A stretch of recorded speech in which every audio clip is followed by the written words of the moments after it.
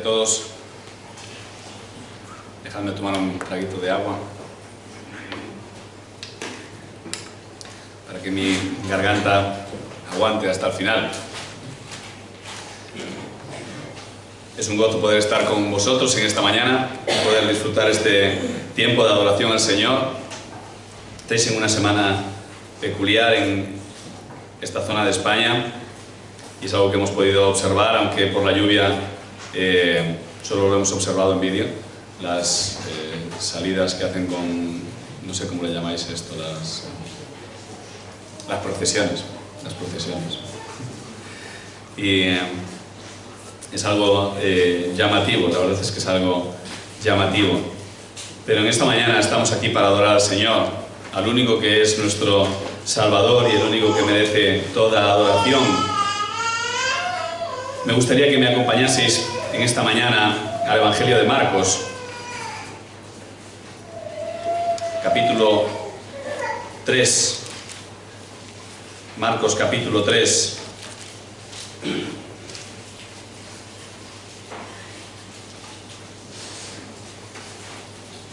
Y vamos a estar viendo desde el versículo 31 hasta el versículo 35.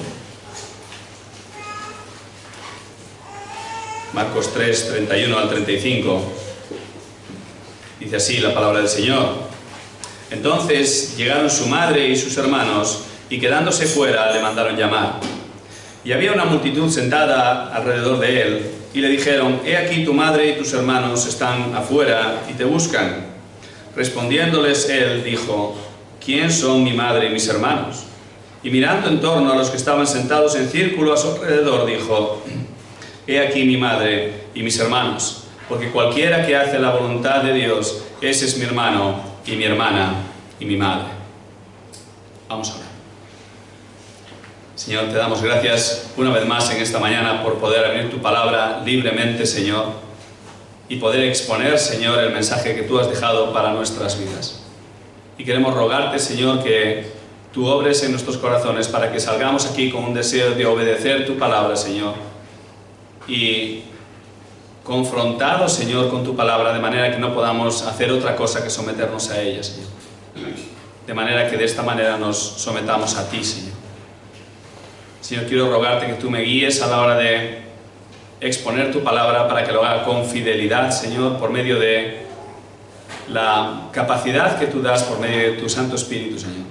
De manera que tu pueblo pueda ser edificado, Señor, y los incrédulos, Señor, puedan ser traídos a los pies de Cristo, Señor. En el nombre de Cristo Jesús. Amén.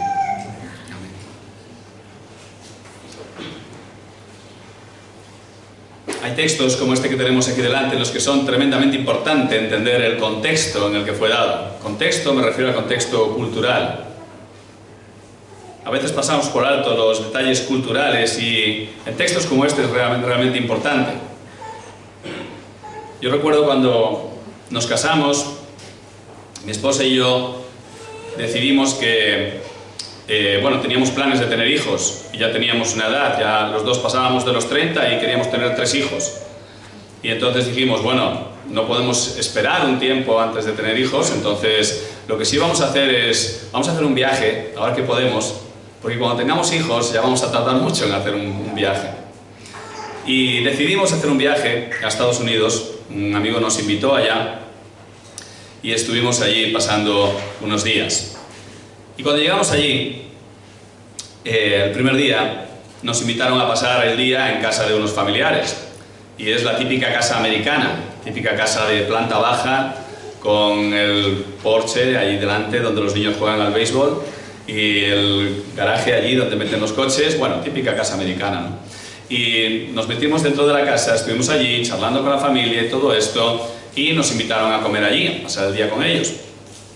Cuando pusieron la comida, a la hora del mediodía, pusieron unas mesas y estábamos bastante gente allí. Y entonces empezaron a poner, pues lo que diríamos nosotros, los pinchos, los entrantes. Y pusieron algunos entrantes y nosotros habíamos visto que habían estado cocinando una carne que olía de muerte. Entonces dijimos, vamos a hacer un poco de hueco para la carne. Y entonces comimos algunos entrantes y habían puesto unos entrantes generosos. Nosotros dijimos, bueno, vamos a poner un poquito de esto, vamos a probar un poquito de lo otro. Y después de un rato, recogieron los entrantes y recogieron las mesas. Y entonces empezaron a hacer juegos. Juegos familiares. Dijimos, muy bien, se han olvidado de la carne. Y empezamos a, bueno, con estos juegos y tal y cual, lo pasamos bien. Y pasaban las horas y cada vez en el estómago el hueco se notaba más. Y siguieron pasando las horas, y yo cada vez me estaba preocupando más por esa carne. Ya no era por mi hambre, era por la carne. ¿Qué pasó con esa carne? Y llegó como a las 7, 8 de la tarde. Estos entrantes los pusieron a mediodía, como a las 12:30. Y llegó como a las 7, 8 de la tarde, y entonces volvieron a poner las mesas. Volvieron a poner las mesas, y entonces llenaron las mesas con un montón de comida. Un montón ingente de comida. Y entonces pusieron la carne. No le había pasado nada.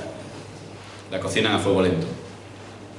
Y la gracia es que entonces ahí ya nosotros pudimos disfrutar de la comida. Nuestro error fue no entender su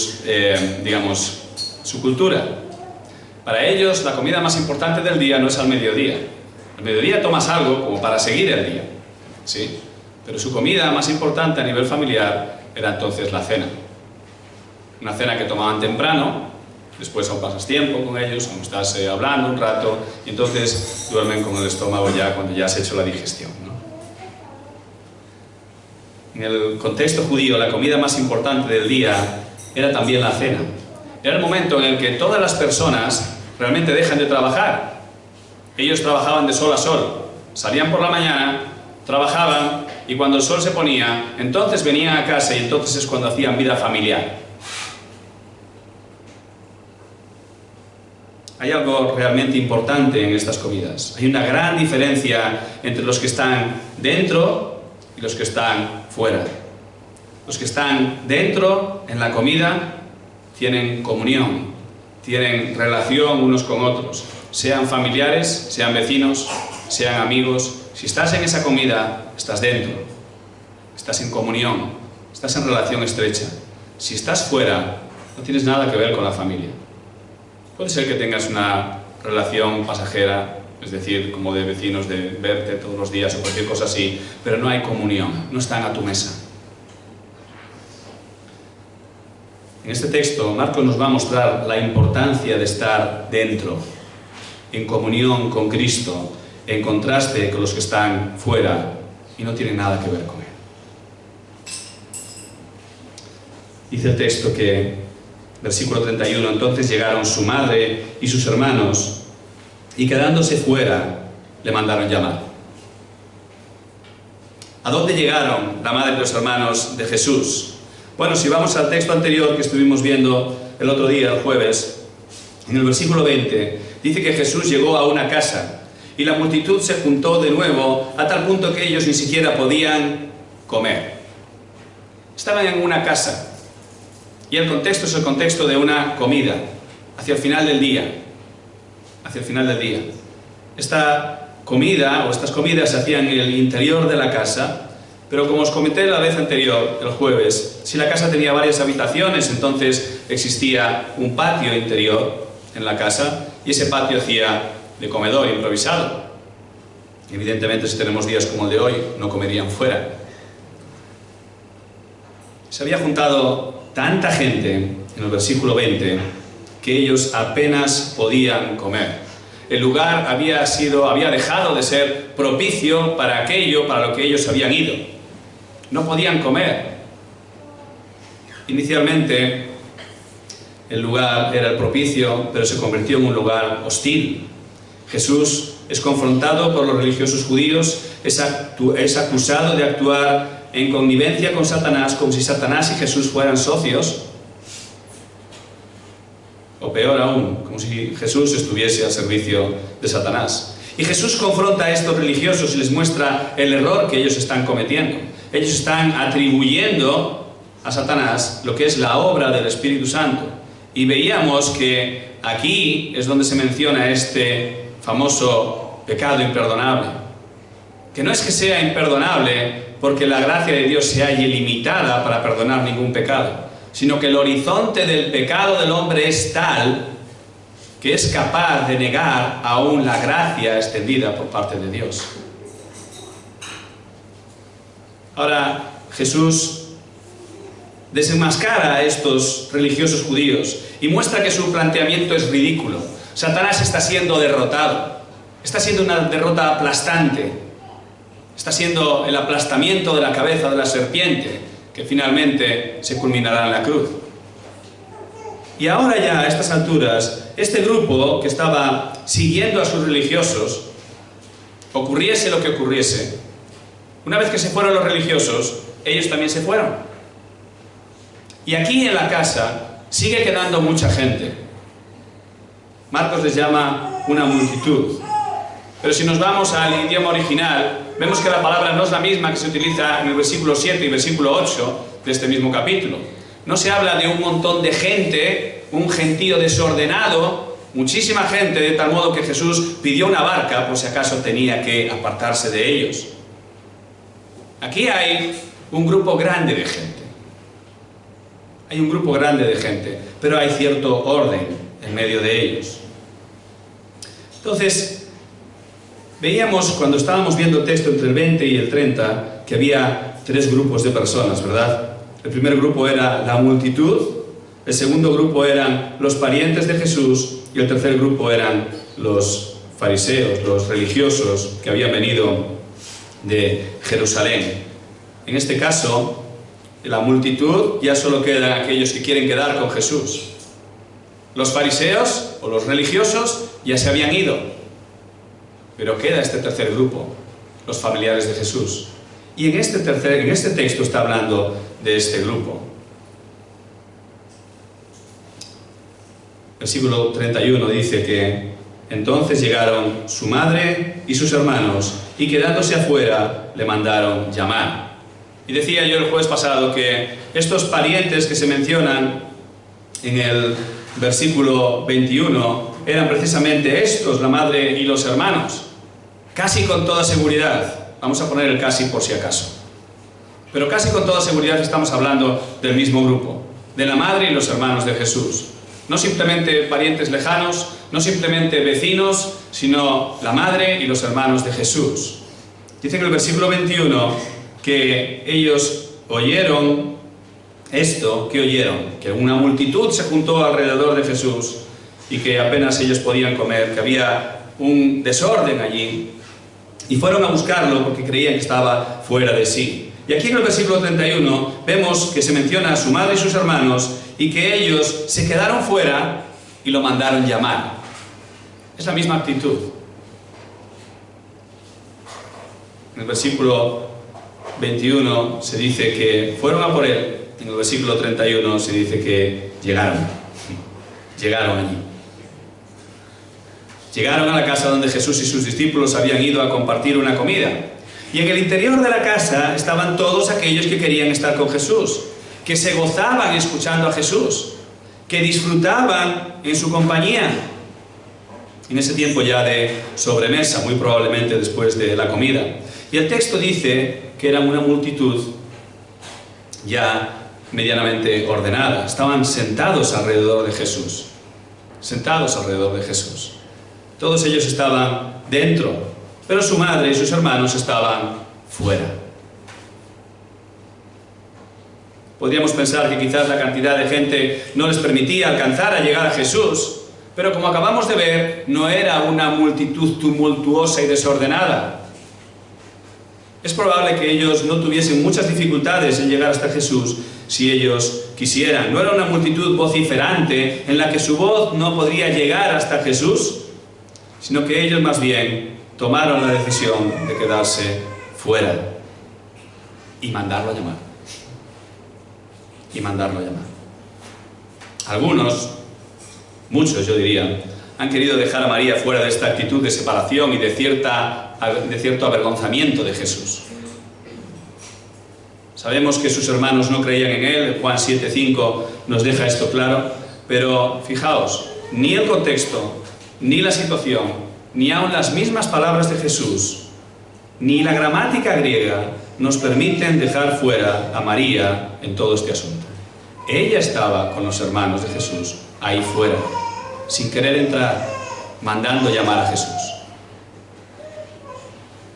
En el griego, el orden de las palabras es un indicador del énfasis del autor. Y tanto en el texto original como en nuestros textos, vemos que el nombre de María está delante. No dice María, dice su madre, pero sabemos perfectamente que su madre es María. Su madre y sus hermanos, quedándose fuera, le mandaron llamar. Podría expresarlo perfectamente el autor como los hermanos de Jesús, de quienes ya sabemos que no creían en él, y su madre lo mandaron llamar, como mostrando que quienes realmente no creían en Jesús y querían traerlo para afuera eran sus hermanos. Quienes llevaban ahí el protagonismo eran sus hermanos, pero no, quien se menciona primero es su madre. Y no necesariamente porque ella tuviera una mala actitud hacia Jesús, sino porque ella vio la situación, vio que los religiosos judíos la habían acusado de ser un socio de Satanás. Vieron que mucha gente probablemente podría ser peligrosa para él, y es muy probable que ella estuviese buscando salvaguardar a su propio hijo. Es probable. No vamos a negar la buena intención de María, pero la realidad es que en ese momento no está actuando en conformidad a la voluntad de Dios. No porque yo lo diga, porque en el versículo 35 dice: cualquiera que hace la voluntad de Dios, ese es mi hermano y mi hermana y mi madre. Y esos no eran los que nos estaban llamando.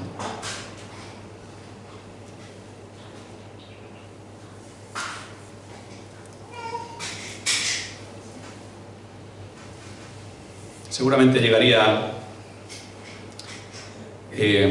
la voz de su madre y de sus hermanos a él, no por ellos mismos, sino que, como dice el texto, ellos lo mandaron llamar.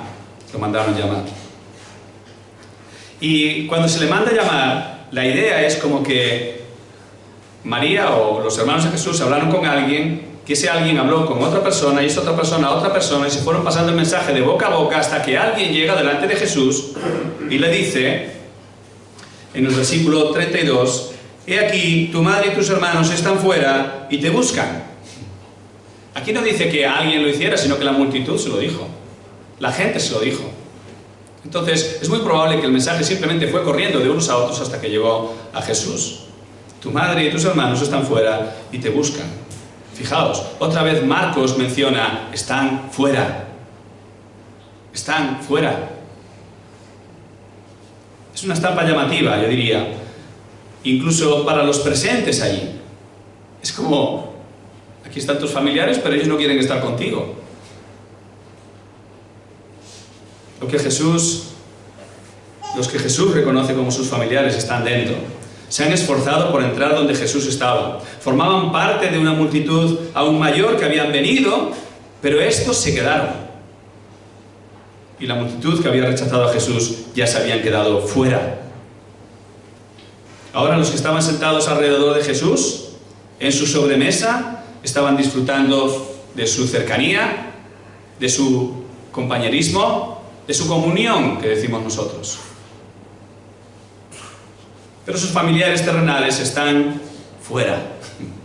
No han hecho ese esfuerzo. No buscan estar con Jesús, buscan llevarse a Jesús. Buscan interrumpir su ministerio. Están totalmente desubicados en esta situación con respecto a lo que es la voluntad de Dios. En realidad, los familiares de Jesús no lo buscaban como si él se hubiese perdido. Fijaos que dice, «He aquí tu madre y tus hermanos están fuera y te buscan». No es como, oye, tus hermanos y tu madre te están buscando y no consiguen encontrarte. Entonces ve allí fuera, que es por eso que no entran, es que no te han encontrado, no saben que estás aquí dentro. No, no es así. El verbo que utiliza aquí significa procurar. Es decir, te buscan en el sentido de te vinieron a buscar. Procuran que te vayas con ellos. Esto es lo que quiere decir el texto. Es algo como, tu mamá está afuera y dice que te tienes que ir a casa. Se acabó la fiesta. Es vergonzoso. Es ofensivo. Es ofensivo. Y la gente que estaba allí con él tuvieron que darse cuenta de esto. Teniendo en cuenta este contexto, no es raro entonces la pregunta que Jesús hace. Fijaos en el versículo 33, respondiendo él dijo, ¿quiénes son mi madre y mis hermanos? ¿Quiénes son mi madre y mis hermanos? Si ellos son mi madre y mis hermanos, ¿por qué no están aquí dentro? Si ellos son mis familiares más cercanos, si ellos son las personas con las que tengo más coinonía, más comunión, más cercanía, más familiaridad, ¿por qué no están aquí conmigo? ¿Quiénes son mi madre y mis hermanos? Jesús no había perdido la chaveta, como temían sus familiares que estaban fuera, según el versículo 21. No, lo que él decía tenía mucho sentido. Esta pregunta no espera una respuesta. En realidad, es una pregunta que inicia una enseñanza. Como decíamos antes, en el contexto de una comida, donde precisamente sus familiares cercanos debieran ser los primeros en acudir y compartir el momento de confianza y familiaridad, ellos habían decidido quedarse fuera. Estaban actuando como era de esperar de una madre y unos hermanos. Aún humanamente hablando, dentro de la cultura judía, su comportamiento es reprochable, es ofensivo. La pregunta tiene mucho sentido. Mucho sentido. ¿Por qué están fuera? ¿Qué les impide entrar? ¿Por qué no entran? Entre los versículos 20 y 30, y esta situación que tenemos aquí delante, la multitud se ha dividido en estos dos grupos. Los que se fueron con los religiosos y los que se han quedado con Jesús. Hemos llegado al punto, habíamos empezado con tres grupos, ¿os acordáis? La multitud, los familiares de Jesús, los religiosos. Ahora tenemos los que se han quedado con Jesús y los que se han ido con los religiosos. ¿Con quién están sus familiares? Bueno, están en un lugar neutral, ¿no? No están en un lugar neutral. ¿Están con Jesús o están en contra de Jesús? Tiene mucho sentido la pregunta de Jesús.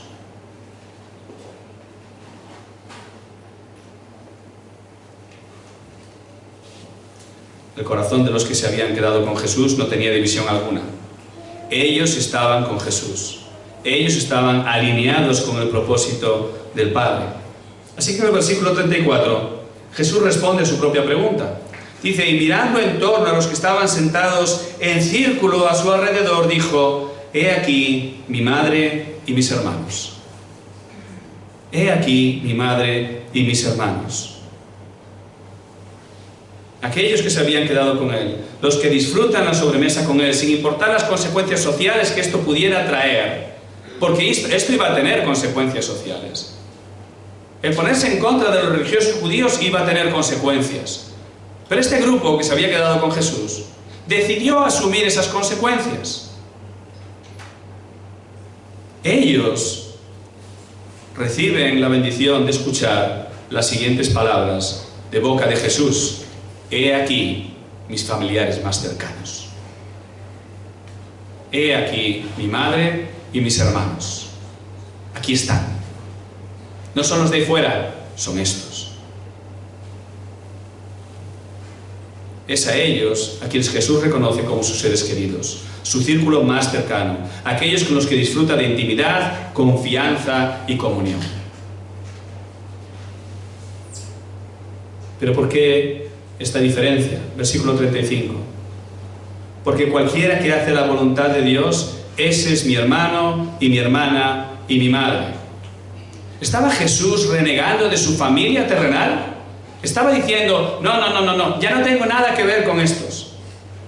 Desde que ya el pueblo me empieza a reconocer como Mesías, desde que ya me empiezo a presentar como el Hijo de Dios, ya no tengo nada que ver con estos humanos que supuestamente son mi familia terrenal. ¿Está haciendo eso Jesús? No, no está haciendo eso para nada. Él está dando una enseñanza. Pero Él les está enseñando a ellos una cosa que es primordial: la relación más íntima con Jesús, la verdadera comunión con Jesús, solo existe con aquellos que hacen la voluntad de Dios. No puede haber relación con Jesús si tú no te sometes a la voluntad de Dios. Sus familiares carnales en esta situación estaban actuando precisamente en la carne. estaban avergonzándose de Jesús. Querían llevárselo. No estaba entre sus preocupaciones la voluntad de Dios para ese momento. Su posicionamiento respecto a Jesús estaba más relacionado con su miedo a las consecuencias sociales que con la voluntad de Dios. En cambio, no era así con los que estaban allí dentro, sentados alrededor de Jesús. Estos últimos buscaban la voluntad de Dios. Y esta no es una afirmación pasajera o una idea de un predicador iluminado. Esto es lo que Jesús dice. Cualquiera que hace la voluntad de Dios, ese es mi hermano y mi hermana y mi madre. Esos que hacen la voluntad de Dios tienen relación íntima conmigo. Los que no se preocupan de la voluntad de Dios no tienen relación íntima conmigo. ¿Tienes una relación con Cristo? ¿Te preocupa la voluntad de Dios? ¿O te preocupa más lo que dirán los demás? ¿Te preocupa lo que enseña la palabra de Dios? ¿Los mandamientos de Cristo? ¿O te preocupa el que dirán? Esta es la situación en la que estamos tratando en este momento. Los familiares de Jesús prefirieron preocuparse de lo de afuera antes de lo de adentro.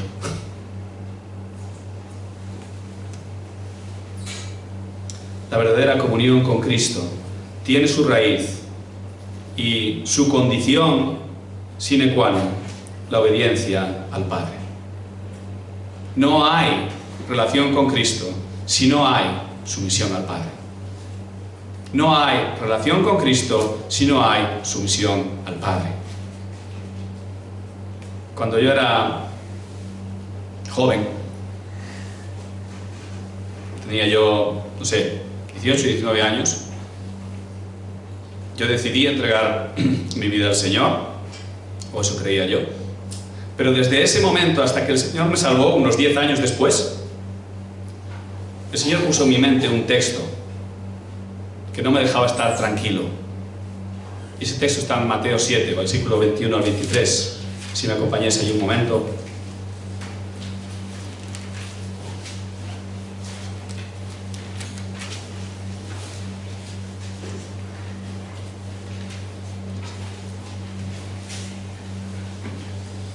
Mateo 7, versículos 21 al 23.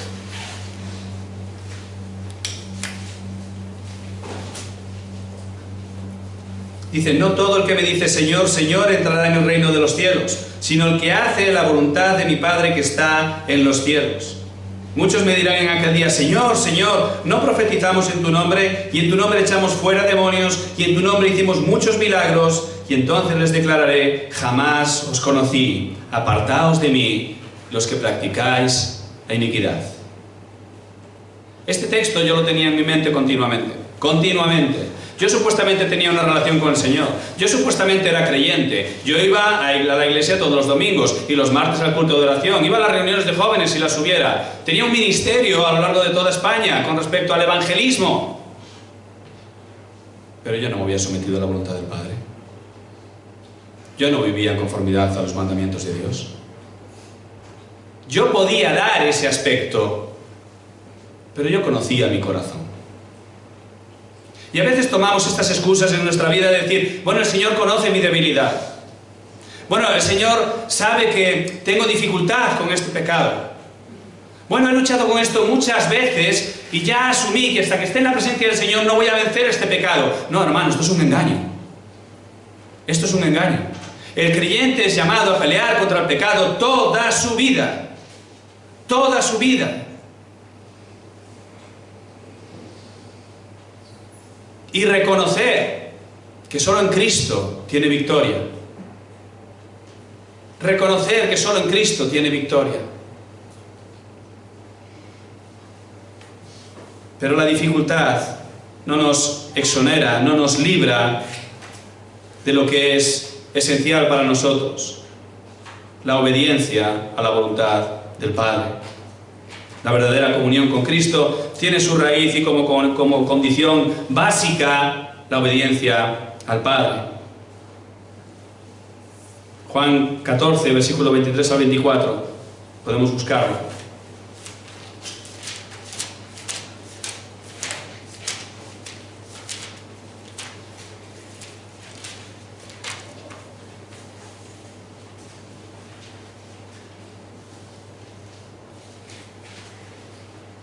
Juan 14, 23 al 24. Dice: Jesús respondió y le dijo: si alguno me ama, guardará mi palabra, y mi Padre lo amará, y vendremos a él y haremos con él morada. El que no me ama no guarda mis palabras, y la palabra que oís no es mía, sino del Padre que me envió. El amor por Cristo, la comunión con Cristo, está relacionado inseparablemente con guardar los mandamientos del Padre. Inseparablemente. Juan 15, un poquito después, versículos 9 y 10. Como el Padre me ha amado, así también yo os he amado, permaneced en mi amor. Si guardáis mis mandamientos, permaneceréis en mi amor, así como yo he guardado los mandamientos de mi Padre y permanezco en su amor. Permanecer en el amor a Cristo, con el amor de Cristo, es permanecer en comunión perfecta con Cristo, es ser un seguidor de Cristo, y esto implica obediencia a Cristo, del mismo modo que Cristo obedeció al Padre. Esto es permanecer en Cristo. Nuestro llamado como cristianos es someternos a Cristo y a sus mandamientos. Primera de Juan, capítulo 2.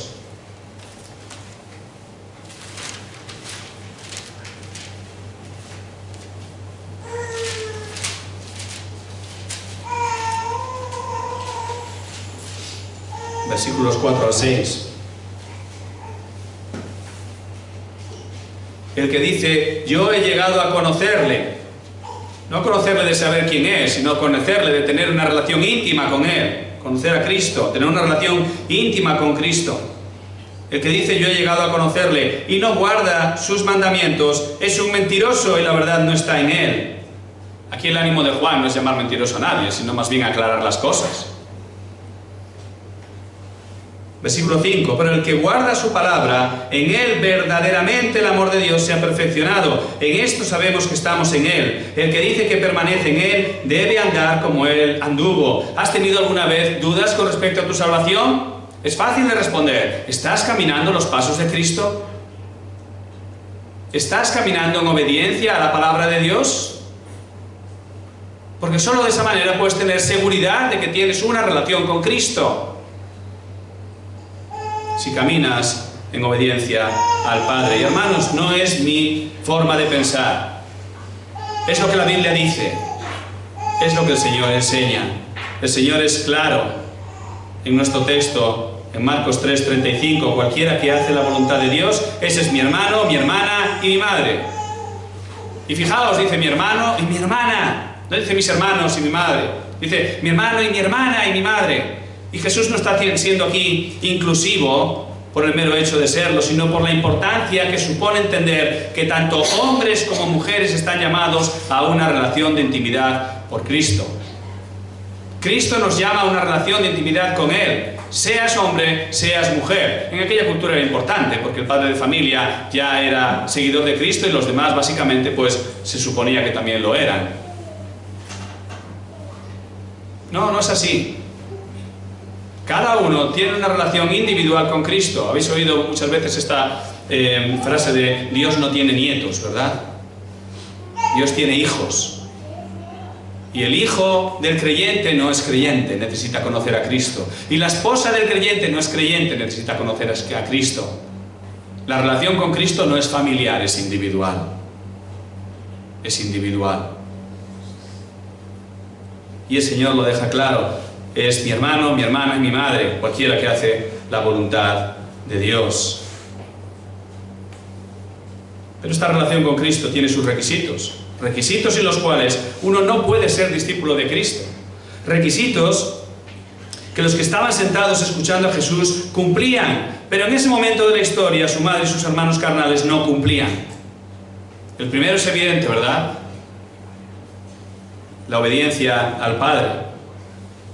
Pero el segundo requisito, podemos verlo en Mateo 10, versículo 37. Mateo 10, 37.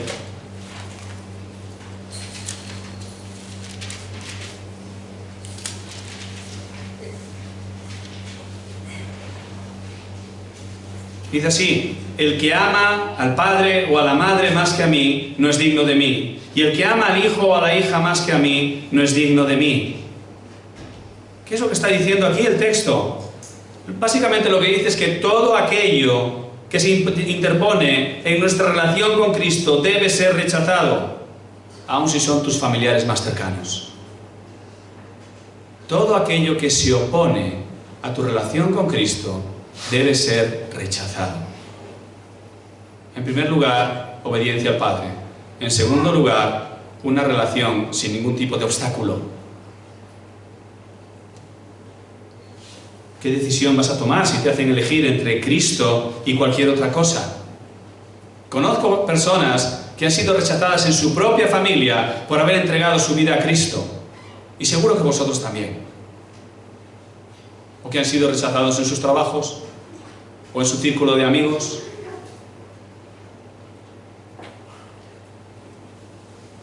La religión, o el miedo incluso a lo que los demás pudieran pensar de Jesús, se interpuso entre los parientes de Jesús y el Señor. Y ellos se quedaron fuera. ¿Dónde estás tú cuando otros, ya sean personas cercanas o situaciones, se interponen en tu relación con Cristo? ¿Estás sentado a los pies de Jesús o te quedas fuera? Con aquellos que rechazan a Cristo. Primer requisito entonces, obediencia al Padre. Segundo requisito, una relación sin ningún tipo de interferencia. Tercer requisito para tener una relación con Cristo es sumisión absoluta. Sumisión absoluta. Lucas capítulo 9, versículo 23 lo expresa de una manera muy clara.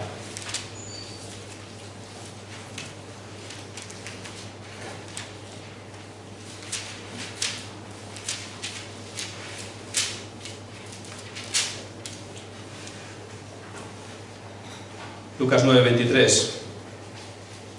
Y decía a todos: si alguno quiere venir en pos de mí, niéguese a sí mismo, tome su cruz cada día y sígame.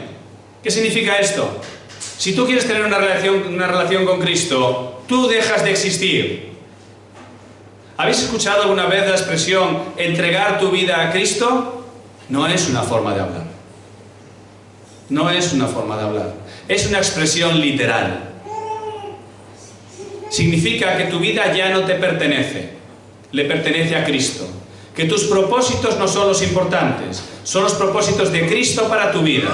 Que tus intereses no son los importantes, son los intereses de Dios a través de ti. Tú te conviertes en un instrumento en sus manos.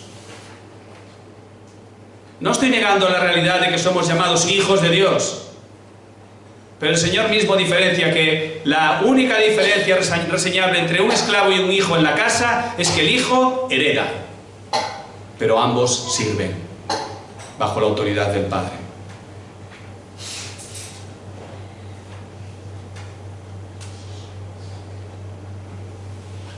Negación absoluta de uno mismo. Niéguese a sí mismo. Niégate a tus propios propósitos, niégate a tus planes de futuro, niégate a tus intereses, pon por delante los propósitos de Cristo. Pon por delante los propósitos de Cristo.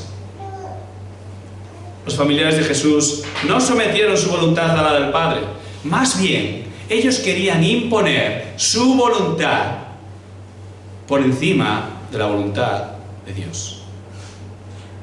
Porque no vamos a decir que Jesús en ese momento estaba haciendo lo que era contrario a la voluntad de Dios, ¿o sí?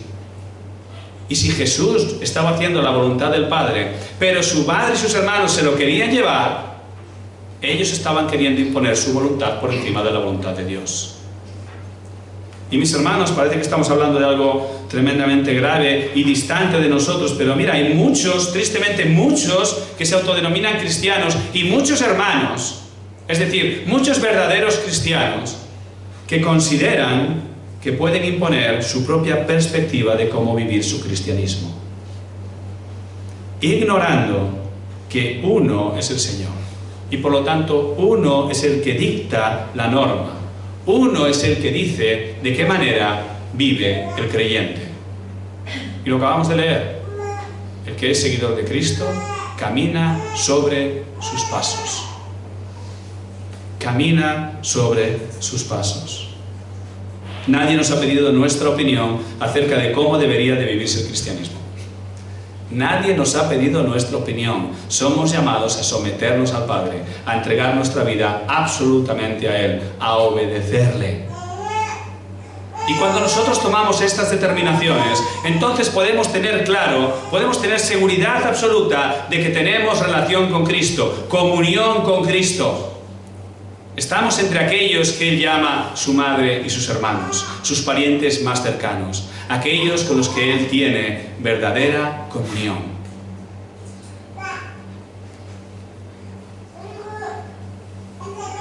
¿Dónde estás tú? ¿Estás en el círculo de los que disfrutan una relación con Cristo? ¿O estás fuera con los que se oponen a su voluntad, los que se avergüenzan de Cristo, los que pretenden imponer su voluntad por encima de la voluntad de Dios? ¿Estás dentro, en intimidad con Cristo, o estás en las tinieblas de fuera? Esta escena presenta una situación vergonzosa acerca de la familia terrenal de Jesús. Tanto que, como vimos, muchos han querido disculpar la actitud de María, pero no tiene excusa posible. Ella pecó junto con sus hijos. Fijaos, la Iglesia Católica considera a María inmaculada. María inmaculada. Lo único inmaculado en María fue el nacimiento de Cristo. Por lo demás, ella fue una mujer, como cualquier otra mujer. Bendita entre todas las mujeres, pero una mujer. Hija de Adán. Cometió errores. Y sus hijos cometieron errores. Pero ¿sabéis? Lo glorioso de todo esto es que finalmente, mientras la mayoría de los discípulos de Jesús se escaparon cuando Él fue apresado, María estaba a los pies de la cruz. Mientras que no tenemos escritos de la mayoría de los apóstoles, tenemos cartas de 2 de los hermanos de Jesús. De entre aquellos que estaban allí avergonzándose de Jesús en aquel momento, tenemos 2 cartas en la Escritura, inspiradas por Dios. Dios los utilizó como instrumentos en sus manos para legarnos su palabra. La misericordia de Dios se extiende a aquellos que se oponen a Él. Mis hermanos, no somos llamados a elegir quién es salvo y quién no es salvo. Somos llamados a exponer el Evangelio de Cristo a todas las naciones. Ya Dios tomará sus decisiones. Pero nosotros somos llamados a exponer el Evangelio de Cristo a todos. Tú puedes pensar, fulanito de tal, este es un criminal, este no se le puede hablar de Cristo, no se va a convertir nunca. ¿Y qué eras tú? Sino un enemigo de Dios. Romanos 5:10. Mis hermanos, ¿qué dice allí? Un texto que debiéramos tener grabado en nuestras mentes y que nos ayudaría a no caer en el pecado del orgullo espiritual. Porque si cuando éramos enemigos fuimos reconciliados con Dios por la muerte de su Hijo, mucho más, habiendo sido reconciliados, seremos salvos por su vida. Todos éramos enemigos de Dios. Todos. Y la misericordia de Dios se extiende aún sobre aquellos que se oponen a Él. Todos los que hoy podemos afirmar que por la gracia de Cristo tenemos una relación con Él, que hemos sido salvados, un día éramos enemigos de Dios. Pero Dios, por su gran amor con que nos amó, envió a su Hijo Jesucristo, para que todo aquel que crea en Él no se pierda, mas tenga vida eterna. La voluntad de Dios no es que nadie perezca, sino que todos vengan al arrepentimiento. Y yo quiero hablar aquí a aquellos que no conocen al Señor y sabéis positivamente que no conocéis al Señor. ¿Vendrás tú a Cristo? Porque el llamamiento es para todos aquellos que estén dispuestos a escuchar. ¿Estás dispuesto a vivir haciendo la voluntad del Padre? Y esta pregunta puede ser extensiva incluso para los creyentes. ¿Estamos dispuestos a vivir bajo la voluntad del Padre? Hermanos, que no nos hallemos con los de fuera, con los que se oponen a Cristo. Seamos celosos de nuestra comunión con Cristo. Vivamos bajo la voluntad del Padre. Busquemos los propósitos del Padre. Hablemos de la misericordia que se derramó sobre nosotros, por la cual hemos sido salvos, para que otros puedan disfrutar de esta misma salvación, puedan disfrutar de la gracia de Cristo, de la misericordia que nosotros hemos disfrutado, porque no merecíamos ser salvos, pero ahora estamos dentro. Estamos dentro. Y la misericordia de Dios quiere extenderse hacia los que están fuera.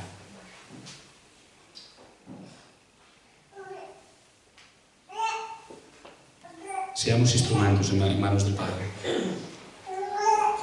Permanezcamos en comunión con Cristo. Y llamemos a aquellos que están fuera a esta misma comunión de los que están dentro. Para la gloria de Dios Padre. Para la gloria de Cristo. Que el Señor nos guíe en esto. Amén. Padre, muchas gracias, Señor, por tu palabra. Gracias, Señor, porque aún en este momento vergonzoso en la vida de María y de los hermanos de Jesús, esta actitud, Señor, esta situación es usada, Señor, en tu palabra para mostrarnos, Padre, la importancia de tener una relación íntima contigo, Señor, y no caer en la tentación de irnos con los que están fuera, con los que te rechazan, Señor. Pero, Señor, no queremos quedarnos, Padre, simplemente contentos con estar dentro. Queremos salir fuera y llamar a los que están fuera para que ellos también estén dentro, Señor, y la casa se llene. Y se llene, Señor, con aquellos, Padre, que disfrutan una relación contigo. Haznos instrumentos válidos en tus manos, Señor. Ayúdanos a autoexaminarnos, Señor, y ver cuáles son nuestras prioridades, Señor, y si estamos tomando las prioridades correctas. Señor, ayúdanos a ser humildes y gozosos, Señor, alrededor de ti. No sea que, avergonzándonos, Señor, estemos juntándonos con los que están fuera de una relación contigo. Que tu nombre sea muy glorificado, Padre, en el nombre de Cristo Jesús. Amén.